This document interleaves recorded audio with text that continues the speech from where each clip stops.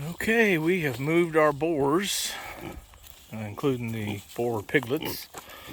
Not really piglets anymore, they're still still young, but we've got Clyde, Barnaby's back there in the back, and our 3 remaining boarlings. Got them over here. This is across the street from us in our pasture area here, where we've got the sheep right now, and our new cow, we just unloaded her, but I just moved the pigs over here. We're going to run them through this wood line. So we got their first paddock set up. We'll run them 10 days in here, try to knock down some of these briars and such before spring really starts growing all this stuff back in. And we'll move them down. Got their next paddock already set up. So they'll spend 10 days in here, and then their next move, after we've moved them in here, we'll get them moved over to the next one, and they'll just work their way down. We've got about 70 or 80 days worth of running in these woods, so that will get them to where they can come back and start fresh here after at least 60, if not 70 days of rest on this first paddock. We're going to probably, in the long term, depending on how this area responds to them running through it, we'll probably come in and run some cattle panels, set it up in a more permanent system so that we can do a follow the leader with the pigs and our buck goats. And that way the bucks can get up and reach all this stuff that the pigs obviously are not going to get to. And hopefully we'll get some silvopasture coming up in here eventually. Unfortunately, this area being just inundated with leaves over and over is not having the same battle, I don't believe, that we're going to face out here on this old cropland. So looking forward to see what we get going in here after we run, probably at least 2 cycles, I would think, before we really see much. There's a lot of briars that are going to be competing, and of course you can see all the leaves. A lot of leaves dropped here, so. But wanted to share this, see what we're doing with our kunes.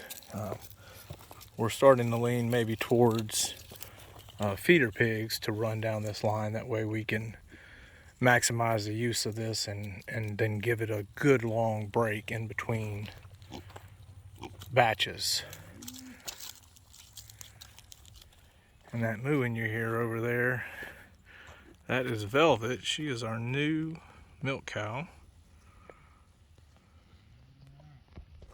She literally was just dropped off here. She is an A2 polled Jersey. She's in milk, and she's bred back to sexed semen for a heifer that will of course be A2 as well, based on the bull and Velvet here. There's the sheep in the little shade spot, and the resident Newton sheep killer is now no longer allowed to be with the sheep, and before we have any calves around him, he will be removed to be put back on patrol around the outskirts. But yep, this is Velvet. So we'll be getting milk from her tonight. I have to get back to Alabama, so I will not be here for it.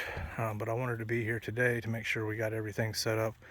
We've got a long stretch of paddock between the stanchion and the water down there to make sure that she's got plenty of room to get adjusted to our area here. But hopefully everything goes well with the milking. She's supposed to follow a bucket pretty good. It's not halter trained yet, but that's something we'll have to work on.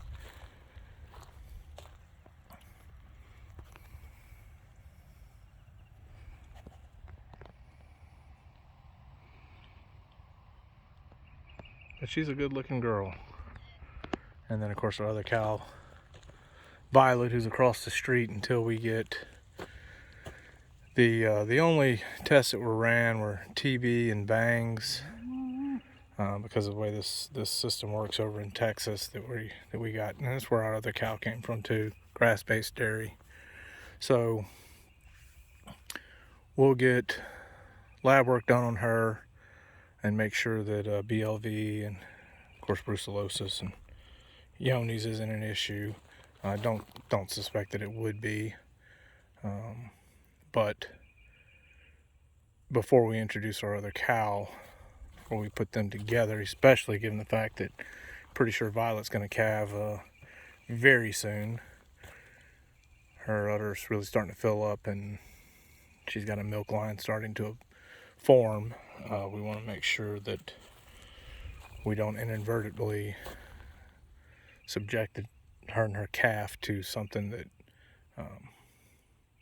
hopefully isn't there here with Velvet, but rather be safe than sorry. But yep, this is a shout out to Morgan Cattle Company. That's where both of our cows have come from. They're in Tyler, Texas.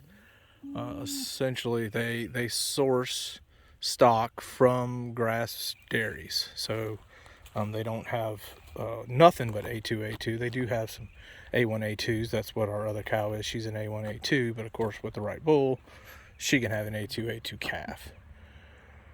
So if you're looking for a cow and they good about arranging shipping, the first one I went and got Violet, but this second one, Velvet here, I wasn't able to get her because I'm working in Alabama right now. So they put us in touch with the hauler. They got the quote lined up for us, took care of everything. We just had to pay for it. So worked out really well. So I highly recommend them. Again, that's Morgan Cattle Company in Tyler, Texas.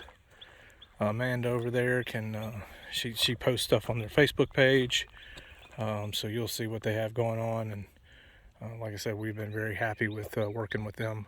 A good group of people there. And if you're looking for grass-based, I highly recommend it. We'll have some more videos here and some updates on Velvet, as well as once Violet calves. Be interesting to see what we get, because she wasn't from sexed semen. She was actually with the bull. So we don't know what we're going to get, but we're excited for whatever it ends up being. Thanks for watching. Please subscribe if you haven't already. We'd really appreciate it, and we will keep everybody up to date as we continue along on our homestead journey. God bless.